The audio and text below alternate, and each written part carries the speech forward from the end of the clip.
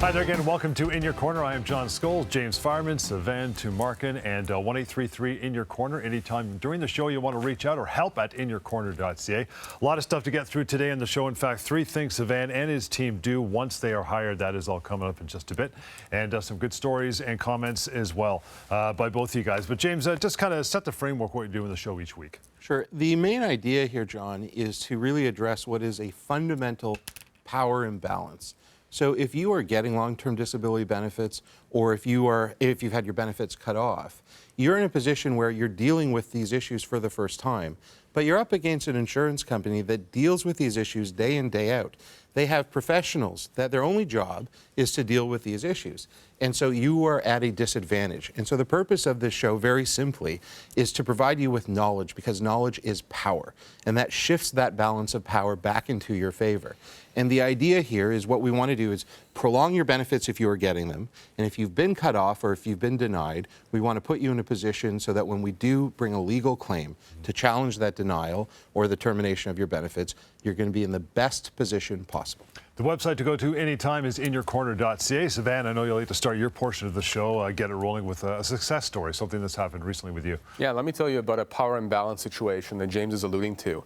I had a person contact me about his father's denial of long-term disability claim. This was just less than a month ago. And his father, who was in his early 60s, a couple of years ago, had an accident, and then that was followed by 2 strokes. And he was left severely disabled, cognitively as well as physically. In fact, his son, who lives in London, England, acts as his power of attorney. Well, because of everything that happened and all the issues surrounding having to take care of him from overseas, they missed the deadline for making the application for long-term disability by just over a year. And so the insurance company sends him a letter to the claimant, to the father, saying, well, because you've missed that deadline by over a year, we're going to deny your claim. So what do we do immediately? I got retained on this, and I had obtained a letter from the family doctor and from the neuropsychiatrist who was dealing with this individual because of the cognitive issues, the brain injury issues. And those letters spelled out how severely disabled he is, in fact. And I gave the insurance company a very simple option. I said, you can either approve him, do what is right, pay him what he's owed. Okay, he was working for a very long time, paying premiums. There was a private policy.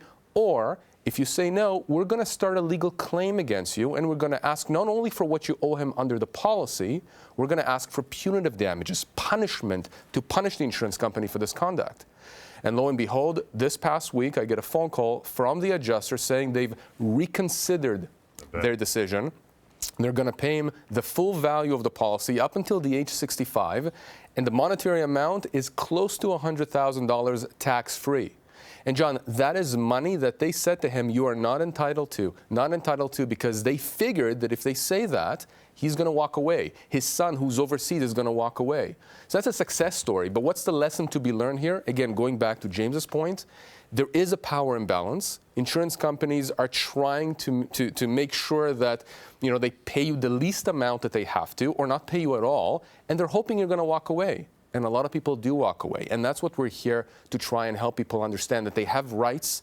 There is a fairness principle here, and people need to understand that they have the power to challenge insurance companies, and we can help them do that by providing this information. James, on the surface, it seems like, wow, I missed a deadline by a year. I have no skin in the game. I can't fight this. I missed it by a year. It's my fault.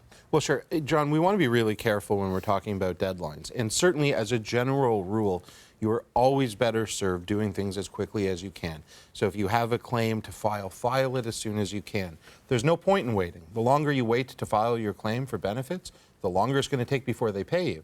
And certainly if you've been denied or cut off, you want to challenge that as quickly as possible. But there's a distinction between those two things. The first, when you're initiating a claim for benefits, that's a disability claim.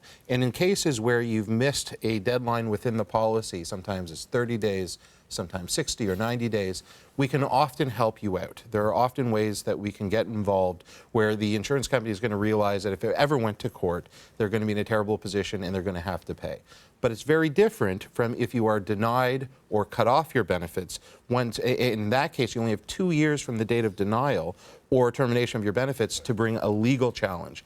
And if you miss that 2-year deadline, even if you've appealed, that doesn't change anything. If you miss that 2-year deadline, then you're in big trouble.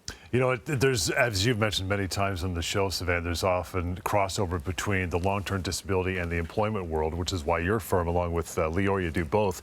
And on the Employment Hour, we get a ton of phone calls. They have to do with long-term disability. So we'd like to get those phone calls from the Employment Hour, play them back here, and have you comment on them. We'll get to our first one for the day.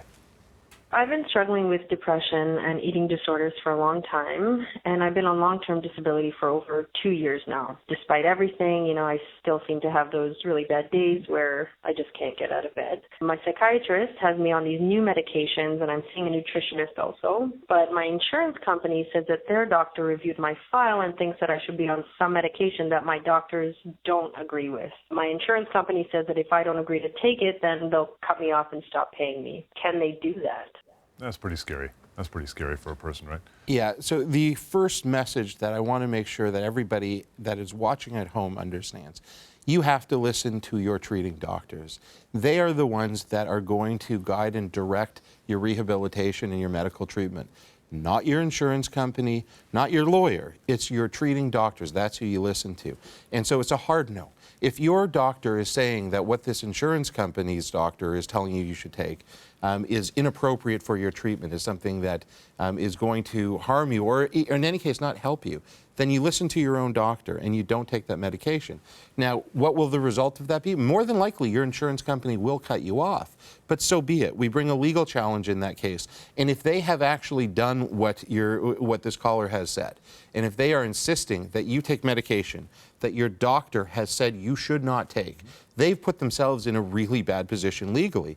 Because once we start a legal claim, they're going to be in a position where when a court hears this, if it ever gets that far, they're going to be exposed to punitive damages. And that's what Sivan was talking about just a moment ago. That is something where the court says, you've acted inappropriately, you haven't fulfilled your duty of good faith to your claimant, and because of that, we're going to punish you, and we're going to do that by not only making you pay what you should have paid under the policy, but you're going to have to pay something on top of that. So when insurance companies act in a way that is so egregious, they expose themselves to potentially paying more than what is owed under the policy. So the point here, listen to what your doctor is saying. And if that results in your benefits being terminated, so be it. We bring a legal challenge right then and there. But you're in a much worse position if you start listening to what the insurance company is saying over your own doctor and you start taking medication that sets you back or harms you in any way. You can't do that. You just can't. Good start, guys. We'll take a short break. Coming up, 3 things Sivan and his team do once they are hired to fight for a client after an LTD claim denial. That is on the way. 1-833 in your corner and help at inyourcorner.ca is the email to reach out as well. More In Your Corner. Stick around. You lost your job. They said they had a good reason, but you think you've been wrongfully dismissed. Now what are you going to do? I'm going to employmentlawyer.ca. Always check with the employment lawyer first at employmentlawyer.ca. Insurance companies deny long-term disability claims all the time. They give lots of excuses. Don't give up. I've seen it all.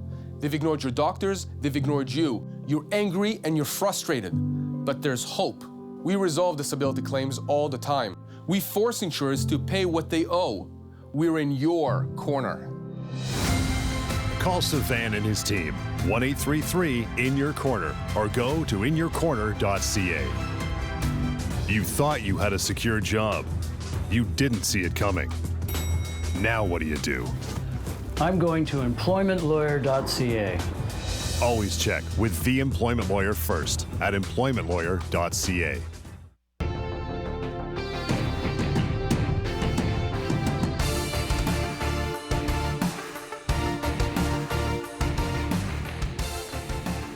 Hey, welcome back to In Your Corner. You want to reach out anytime to James Sivan, member of the team. It is simple, 1-833 in your corner and help at inyourcorner.ca.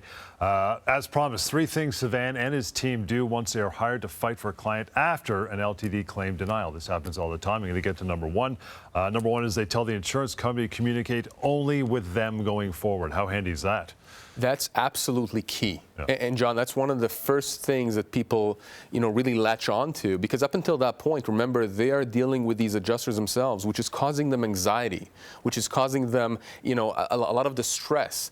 And what we do when we get in the picture is we are now the people that the insurance company has to go through. They cannot, they can no longer speak to you directly as the claimant. They can't speak to your wife, to your husband. They have to go through us. That's a legal thing, but also, it's common sense if you think about it, because we are now representing your interest. And I can tell you there's been a few instances in the past where people have contacted me and they've had lawyers purportedly assisting them with their claims, and the lawyers have allowed the adjuster to continue communicating with them.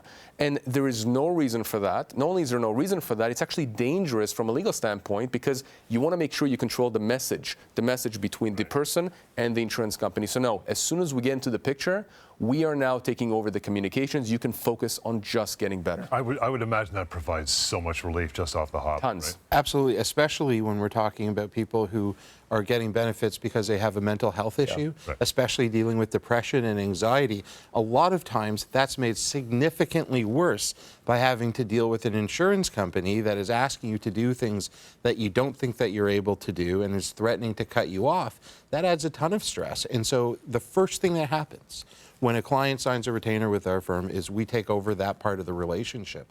They don't have to worry about that anymore. The second thing that happens, guys, you review all available documentation, then you create a strategy. It makes sense, right? Sure, and I speak to other lawyers all the time about how we approach long-term disability claims. There's no magic to it. It just involves reading the file and reverse engineering what the insurance company has done. What I mean by that is we are going to take a look at the decision that they made and what reasons they've given for it. And then we take a look at the file and we go back and we figure out at each point in time when they made these decisions, what did they know? What should they have known? What documents did they have? And how did they go about their decision-making process? And we do it in a pretty painstaking way. And so we're basically creating a chronology of everything that's happened in this file, everything that our client has done and everything that the insurance company has done. And we do it in a way, it's so comprehensive, there is no way that the insurance companies are putting that much time and effort into the file. And so when it comes down to it, we're going to know the file exponentially better than the insurance company knows it. We will know that file inside and out, and that is the key to everything. That is how we put ourselves in a position where the insurance company is now not at a power imbalance that favors them. Now they're at a disadvantage. That's the entire objective.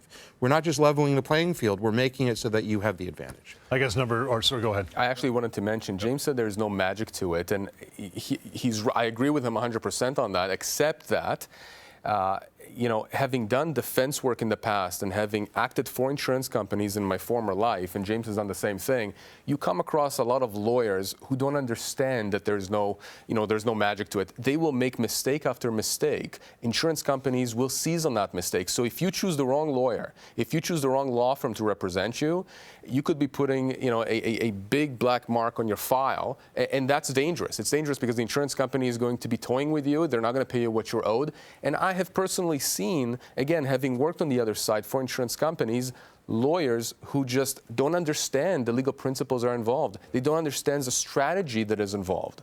So for us, it's second nature. This is what we do. This is our focus. For other people, for other lawyers perhaps they don't take it as seriously. Perhaps those lawyers, it's not their specialty. They focus on real estate law and family law. There are other lawyers who know what we do and other lawyers who do what we do, and they do it very well. But there are also a lot of lawyers out there who say that they deal with long-term disability, who say that they deal with personal injury, and maybe they do, but God help you if they represent you. And that's the same thing for every profession, dentists, mechanics, whatever, right? There are good people who know what they're doing, professionals, and people who don't. So you have to be very, very careful. We are very, very methodical in how we deal with the files that we handle. We're talking about the three things your firm does when a client has been denied an LTD claim. Number three, I guess, kind of dovetails nicely out of number two after the documentation, getting a strategy together.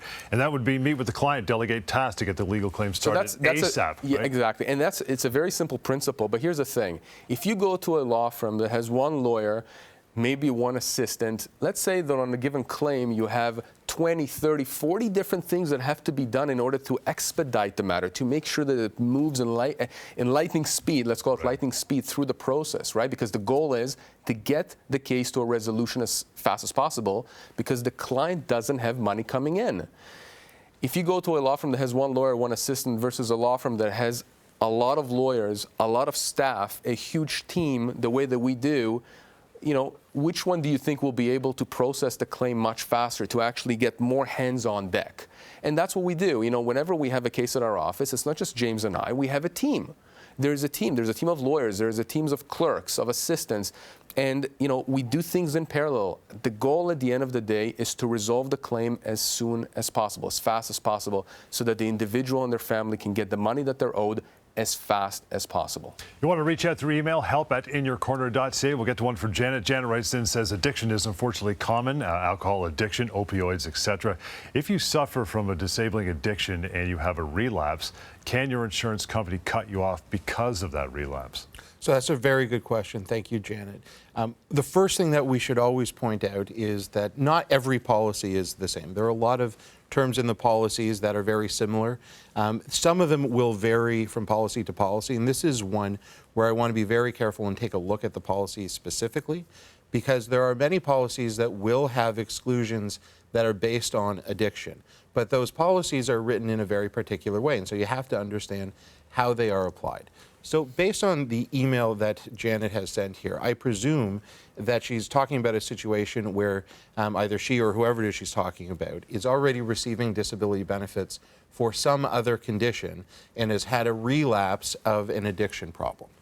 And in that case, you really have to take a look at the wording of the policy, as I mentioned. So what I've done, I'm just going to read out language from a policy that's pretty common. It's pretty close to what we see in a lot of these policies.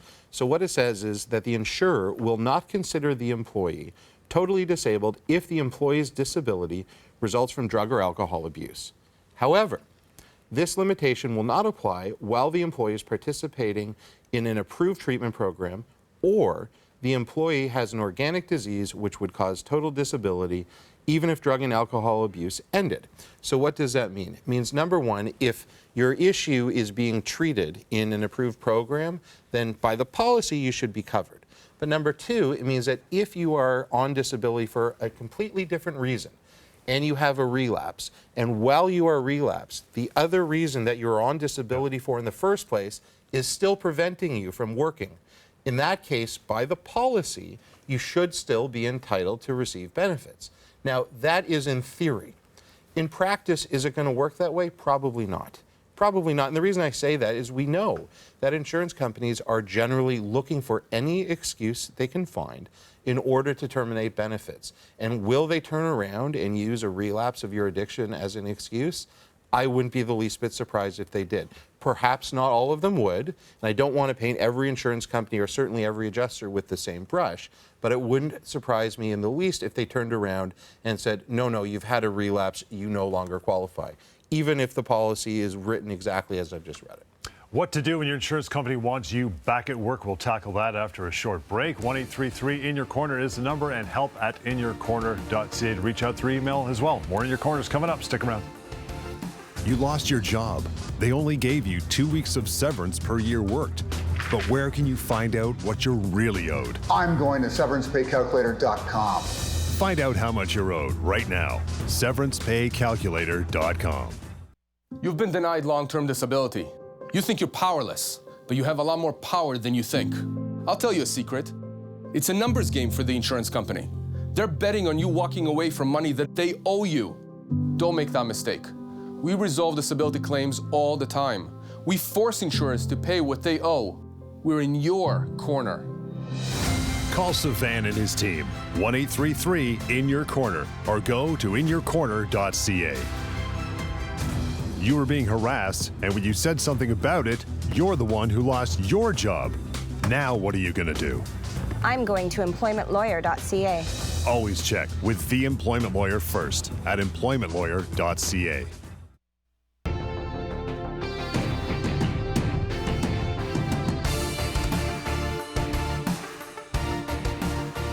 Welcome back to In Your Corner. John Scholes, Sivan Tumarkin, James Fireman. We're giving you the information. Another resource for you, I should mention, we do like to do it every show, mydisabilityquestions.com. You simply go there, ask your questions. If it hasn't been answered in depth already from a drop-down menu, you can leave it there, and I know you guys answer them. You have a whole team that answers those as well. I want to get to one now from mydisabilityquestions.com. Says, my employer said that I was too sick to be at work and that I should go on LTD. I took his advice. I applied for LTD. The insurance company says I'm not disabled enough and denied my claim. They've offered me a chance to appeal their decision. I know you love that, James. Do you have any tips to help me get my claim approved? Well, I'm going to let James deal with the appeals. That's his favorite topic. I can't say that we do have that overlap between employment law and disability law at the firm, because a lot of people who are employed and then go on disability, they're then having issues with their employer. Sure. The employers are pressing them either to be off work or to come back, otherwise their employment will be terminated. And so people are coming to us with a whole slew of issues, and we can help them with both. And that's one of the advantages of our firm, is that our focus areas are disability law and employment law, so that if you are having issues with both, we have lawyers who can coordinate, their attack really against the employer and the insurance company. Not to say that we're going to attack the employer, but to help you deal with the issues on both ends. And that's very, very important, because you want to make sure that your rights are not prejudiced by the employer, and you want to make sure that your rights are protected vis-a-vis the insurance company. John, at the top of the show, you asked me what the show is about, and my answer was essentially addressing the power imbalance between an insurance company and our clients, the people who have made disability claims. That's fundamentally what this is about. And so, when we're talking about appeals, I talk about it in that context. And so people want to know, why do we keep saying don't appeal? Well, here's why. When you have been denied your benefits, as we've discussed, there is a significant power imbalance. The insurance company deals with this every day. They understand how it's supposed to work, and you don't. And that's just because you haven't had to deal with it before. Most people just don't have that knowledge. They don't have that expertise. So when they invite you to appeal, what they are doing is they're inviting you to stay within their internal process, to do that without getting help from somebody else, especially from a lawyer who is, has expertise in that specific area.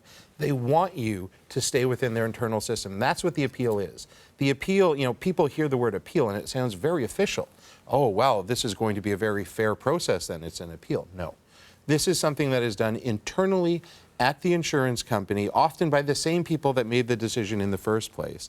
There is no oversight in the process. There's no fundamental fairness to it. They can run the appeal however they want to. And so as long as you agree to do that appeal, what you are essentially doing is you're essentially saying, I'm going to allow this insurance company to continue to have this power imbalance. You are fighting an uphill battle. The battlefield is tilted in their favor. You're fighting uphill, they're fighting downhill. It is in their favor. So what do you do about that? You give us a call. It's a free call. There is zero risk to that. You will get information that will help you deal with your insurance company. That's going to start to level the playing field a little bit. And then the next thing you do is you start a legal claim. And all of a sudden, this battlefield, which was like this, is now like this and then like this. It's tilted in your favor. As soon as you take the process out of their hands, as soon as they don't control everything that happens in the process, all of a sudden the game changes. And that's really all this is about. That appeal process seems like something they do to you, not for you. You know what I mean? That's really exactly what it feels like, right? That's exactly right. It is a process that is there to give you the sense that there is an opportunity to get justice and fairness if you just follow their process. And that is just, it's false hope. That's all that it is. They are just trying to prevent you from seeking legal advice that might actually help you get the benefits that you're entitled to. help@inyourcorner.ca is that email address. We'll get to one from Gloria this time around. Gloria says, when people go to their doctors to ask for letters in support of their LTD disability claims, how should they approach their doctors? What should they ask exactly? So, Gloria, this is an excellent, excellent question, and it's a question that I get asked a lot. In fact, even doctors, when they contact us, they ask us, what should we put in these letters? Now, they're not asking us to give them a medical opinion. They want to understand what can help their patients with their long-term disability claims. So really, you have to focus on three things that your doctor needs to put down. And again, I'm not saying here's what your doctor needs to say medically, but here's what your doctor has to cover. Number one, the doctor has to explain in detail the nature of the disability, specifically focusing on the functional impairments. Sometimes you don't have a diagnosis, right? Medical science is limited. Right. we may not know what the actual name of the disability is. Oftentimes we do, sometimes we don't. But the first and foremost, the doctor has to spell out what are the functional limitations for the individual. Number two, you have to make sure that your doctor writes, again, assuming this is correct, that you are following all of the prescribed treatments. That is absolutely key. You have a duty at law to mitigate, to make sure that you're doing everything you can to get better. And if your doctor writes that you are doing everything you can to get better, everything that he or she has told you to do, again, you are one step ahead of the process. And the third thing, and again, this is very important, your doctor has to come with, to the opinion and write it down that you are not able to do your work, and that you're not able to do your work for the foreseeable future. Assuming your doctor says that, and assuming your doctor says all the other things, there's no reason that I can see why your insurance company will deny your claim. That's not to say they're not going to come up with one of a million excuses that they usually do, but that structure of a letter saying, here are your functional limitations, you are doing everything that I'm telling you to do, all the treatments you're supposed to do, and that you are still disabled for the foreseeable future, those three elements to that letter, that's what you need to present to the insurance company. That's going to complete the picture for the insurance company. And I guess it kind of goes without saying, it's got to be in some detail, not just a one-liner. Yeah, he's sick, he's off. This is not a napkin letter. Right. This is, you're talking about something that has some meat to it. Absolutely. Yeah, but there's also a balance that you need to strike here too, because we're talking about your treating doctors. So first and foremost, I would say be polite. Yes. Be polite. Ask nicely. Remember, when doctors go to medical school, they're doing it because they want to care for their patients, not because they want to get involved in the legal process. And for most doctors, this is something of a nuisance for them. Sure. And so we are asking them to do something that's going to help out our clients. And so we want to be polite about it. We want to understand that they have a very busy schedule. They have a lot of patients that they have to see, and we're asking them to take a few minutes out of their day. So be nice about it. And you often said, it's funny you mentioned that just before you get to your takeaway for the day, that you mentioned you may not have a diagnosis, but you said before on past shows, it's all about being symptomatic. That's sure. what it's based on. I don't want to minimize the possible importance of a diagnosis. If there is a diagnosis, you want your doctor to talk about it for sure. But there are many people that have conditions that their doctors have not been able to identify what the underlying cause is, what is the actual diagnosis. Sometimes it's because the symptoms are showing up in a way that doesn't make it obvious. Other times it might just be medical science just has not advanced to that stage yet. But in any case, the courts have been very clear. The analysis is on the symptoms, and it's on the functional limitations and whether or not those limitations prevent this person from going to work. Whatever the label is from a legal perspective, inconsequential. Now, from a practical perspective, yes, if you have a diagnosis, you want that to be included. But still, it doesn't mean if you don't have one that you're not going to be able to get your benefit. Reach out anytime, 1-833 In Your Corner, help at inyourcorner.ca. I know, Sivan, every show you like to do a bit of a takeaway for people to wrap it up, right? Yeah, I want to talk to people directly right now. And I want to go back to a point that James had made about the power imbalance between you and the insurance company. And really the principle that I want to emphasize is fairness. Really, you're asking for fairness. Whenever you apply for long-term disability, you're asking to be treated fairly. I mean, think about that. Premiums were paid for months, perhaps years. You're assuming you're going to have this, the safety net that is going to be there in the event that you actually need insurance, that you're going to need disability payments in the future. And what happens? They yank it right, from under you, and they give you some kind of an excuse as to why it is that you don't deserve it. I mean, imagine if, you went to your mechanic and you paid your mechanic money, and the mechanic says, well, I'm not gonna, repair your car, or you have warranty on your fridge, and your fridge broke down, and then the warranty company, the manufacturer says, we're not gonna, despite the fact that you paid premiums, despite the fact that you paid insurance, we're not going to pay, for the repair. I mean, it's just not fair.